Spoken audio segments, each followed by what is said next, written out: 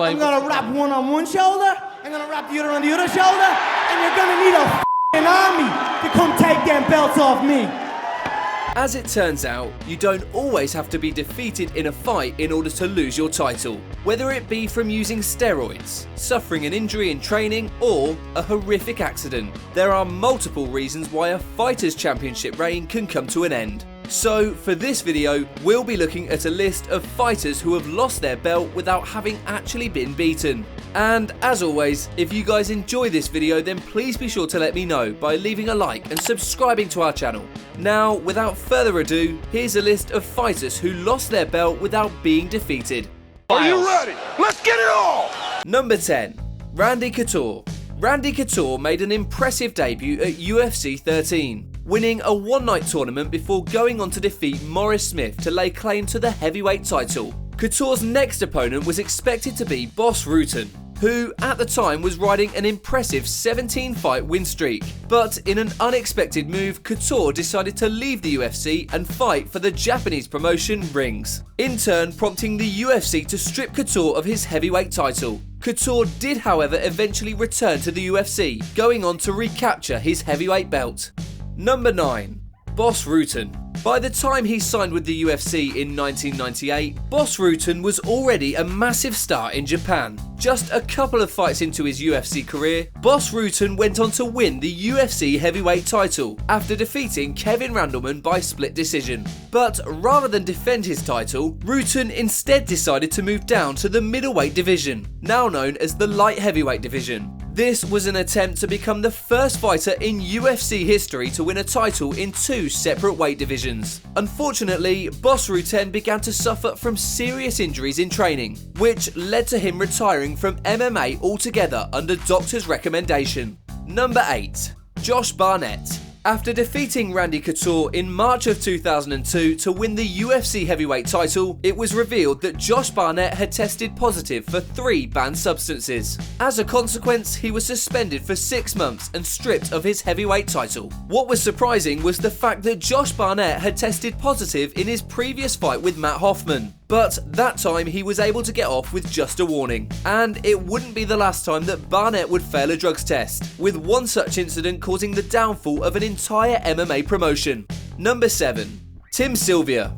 The two-time heavyweight champion Tim Sylvia first won the heavyweight title at UFC 41 and proceeded to successfully defend that title by knocking out Gan McGee at UFC 44. Unfortunately, just a few weeks later, Tim Sylvia tested positive for steroids. As a result, Sylvia was stripped of his title, suspended for 6 months, and fined $10,000. Even with the setback, Sylvia eventually came back to reclaim his heavyweight title in 2006.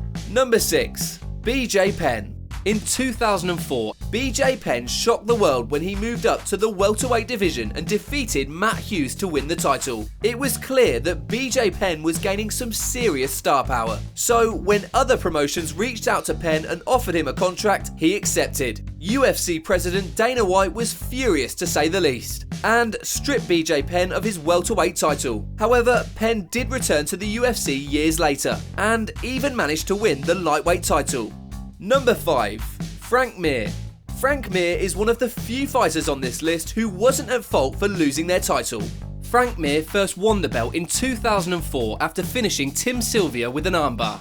Unfortunately, Mir wound up involved in a horrific traffic accident whilst riding his motorcycle, which left him with a broken leg and a severely damaged knee. I remember one big thunk on the back of my head, which I guess was the curb of the sidewalk hitting my helmet. And then I kind of did a little bit of a cartwheel and landed on the grass. I had gone about 80 feet, they said. An interim title was created in order to allow Mir time to recover, but Mir's rehabilitation ended up taking longer than expected. After just 4 months, the UFC finally stripped Mir of his heavyweight title. Number 4. Sean Sherk.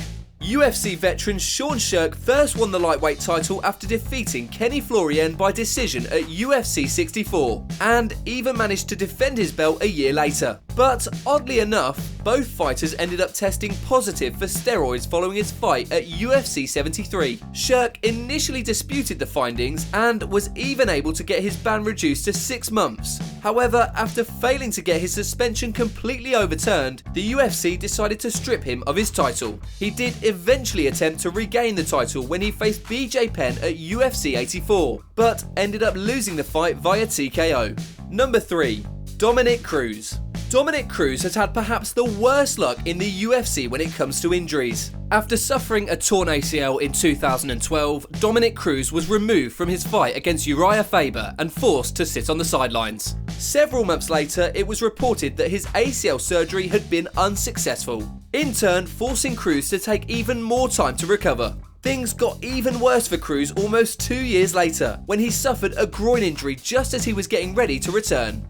Dana, I understand there will be big changes regarding UFC 169. Longtime bantamweight champion Dominick Cruz. He got a grade 2 or 3 groin tear, getting ready for the big fight against interim champion Henan Barral. So he's out of the fight again. This caused the UFC to finally strip him of his bantamweight title. Remarkably, he eventually came back to regain the title he had lost. Number 2. Conor McGregor.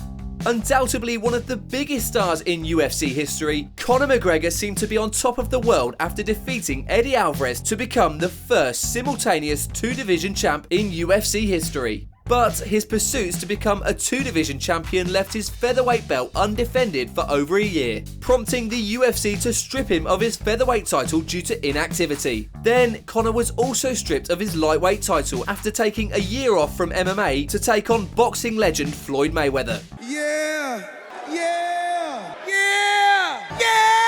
He attempted to reclaim his lightweight title when he faced Khabib Nurmagomedov at UFC 229, but lost the fight via submission. Number 1. Jon Jones. Currently, Jon Jones is the only champion in UFC history who has been stripped of a title on 3 separate occasions. The first came days after news broke that Jon Jones had fled the scene of a hit-and-run incident. An incident which left the pregnant woman he'd crashed into with a broken arm.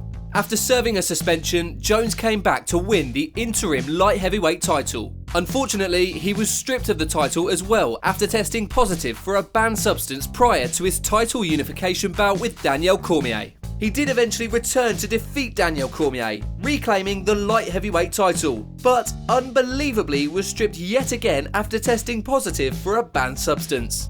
Well, that's all we've got time for on today's video. As always, if you guys enjoyed the video, please be sure to let me know by leaving a like and subscribing to our channel. Until next time, thanks so much for watching, guys, and we'll see you on the next video.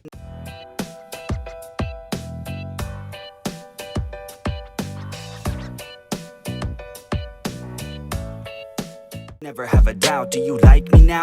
Am I good enough now? Should I get more loud? Till you hear the fucking sound? Oh no, I'm losing my shit again, having to fit again. Man, I'm forgetting when I used to have some friends. I used to play pretend, we all grow up and then hating my phone and trends. I'm about to blow my head, nobody knows I'm dead. There I'm a ghost instead, think that I'm close, I get straight comatose in bed. Try to go slow with breath, breathe out my nose and head. Heart doesn't go the trend, faster it goes.